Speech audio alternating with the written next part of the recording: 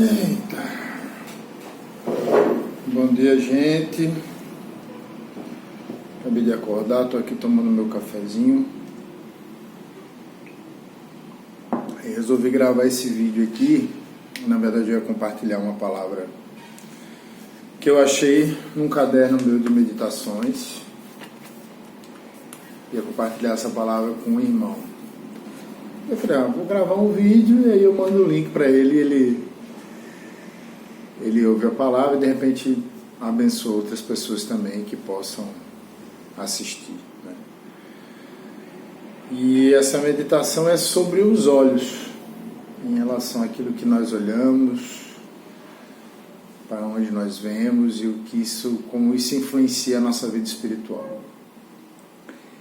E eu comecei essa meditação vendo o texto de João 3,36, e a partir desse texto o Senhor foi mostrando outros textos e outras coisas a respeito de olhos, a respeito de ver, e como isso está relacionado com a nossa vida espiritual. E como foi tremendo, assim, foram textos que foram brotando e, enfim, o texto de João 3,36, aquele que crê no Filho tem a vida eterna, mas aquele que não crê no Filho não verá a vida, não verá, mas a ira de Deus sobre ele permanece. Então, aquilo que olhamos vai determinar a nossa vida ou a nossa morte. Para onde olhamos vai determinar o caminho que vamos seguir. E aí a gente vai lá para Gênesis e vê o que a serpente disse para Eva para enganá-la. Gênesis 3, 4 e 5, a serpente disse: certamente não morrereis, porque Deus sabe que no dia em que dele comerdes se abrirão os vossos olhos e sereis como Deus, sabendo o bem e o mal. Então tudo começou pelos olhos. Na verdade, os olhos de Adão e Eva se abriram para o pecado. Eles não eram cegos, né?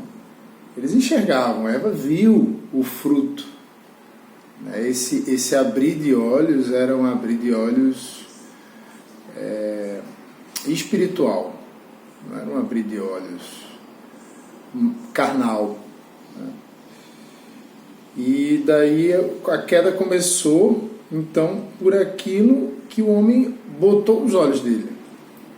No momento que Eva colocou, né? Adão também colocou os olhos no fruto e desejou comê-lo, e comeu aquele fruto, e os olhos dele se abriram para o pecado, e eles viram que estavam nus.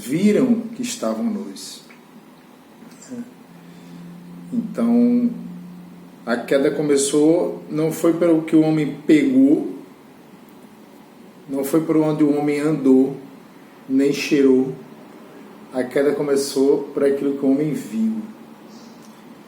Então, da mesma forma que a queda começou por que o homem viu, colocou os seus olhos, da mesma forma a restauração da vida é por aquilo que nós olhamos, por aquilo que nós colocamos nos nossos olhos, né? Então a palavra fala: vendo a mulher que aquela árvore era boa para se comer e agradável aos olhos, e árvore desejável para dar entendimento, tomou do seu fruto e comeu, e deu também ao seu marido. Depois do pecado, o homem passou a ser cego e andar em trevas. Foi expulso do Éden e não podia mais ver Deus. Olha como essa relação dos olhos é forte, né? Porque quando Deus envia Jesus, Jesus fala que ele veio para iluminar aqueles que estão nas trevas, né?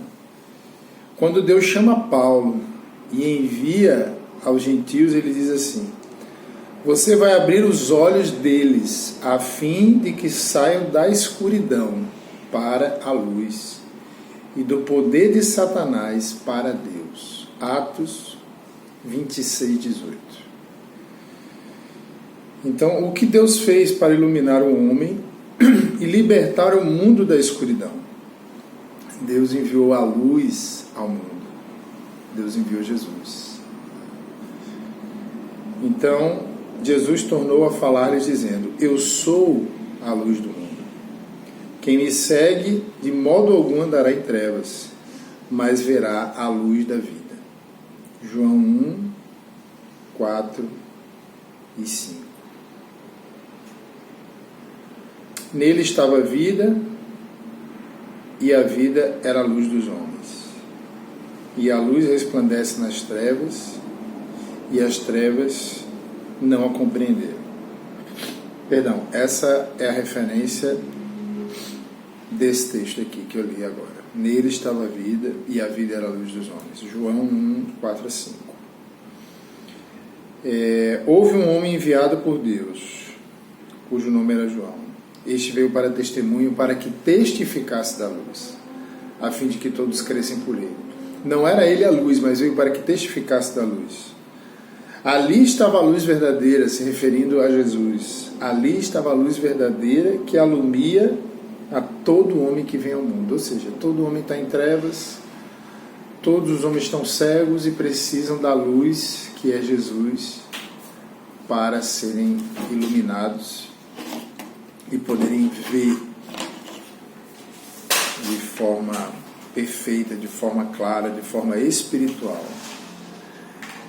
Mais adiante a palavra fala que João viu Jesus que vinha para ele, né? João fala: eu vi e tenho testificado que este é o Filho de Deus, né? Então você vê que essa relação dos olhos, ela está muito forte na palavra em relação à fé, em relação a testemunho, né? Quando Jesus chamou os primeiros discípulos para segui-lo, ele não diz: vim e estudem, vim e ouçam, ele não diz: vim e cheirem, ele diz: vinde e vede, vinde e vede. E diz que eles foram e viram onde morava e ficaram com ele aquele dia. Então, mais uma vez, o ver. Então, assim como a queda começou pelo que o homem viu, assim a vida também virá pelo que o homem vê. E tem um texto em João, capítulo 3, que é o capítulo muito conhecido nosso, que é João 3,16, né? Deus amou o mundo de tal forma que enviou seu Filho unigênito para que todo aquele que nele crê não pereça, mas tenha vida eterna, né? Mas um pouquinho antes desse texto, diz assim: e assim como Moisés levantou a serpente no deserto, importa que o Filho do Homem seja levantado, para que todo aquele que nele crê não pereça, mas tenha vida eterna. João 3, 14 e 15. E se você for ver no texto relacionado a essa passagem, onde Moisés constrói a serpente e coloca ela numa haste, que está lá em Números 21, 4 a 9, e ele diz assim: e disse o Senhor a Moisés: faz uma serpente ardente e põe-na sobre uma haste, e será que viverá todo mordido que olhar para ela. Então esse texto de João 3, ele faz referência a essa passagem. Assim como Moisés levantou a serpente no deserto, e todos aqueles que olhavam para a serpente eram curados, né? Todos aqueles que eram mordidos pelas serpentes no deserto e olhavam para essa serpente que Moisés tinha feito, eles não morriam, eles viviam. Então essa relação que a palavra nos mostra de Jesus ser levantado, e aquele que olhar para ele será salvo. No caso do texto de João, ele fala aquele que crê nele, mas como creremos se não olharmos? E continuando aqui, quando começamos a ver Jesus? Eu quero dividir esse vídeo aqui para que ele não fique tão extenso, mas eu vou começar o próximo vídeo com essa pergunta: quando começamos a ver Jesus? Tá bom? Acompanha aí.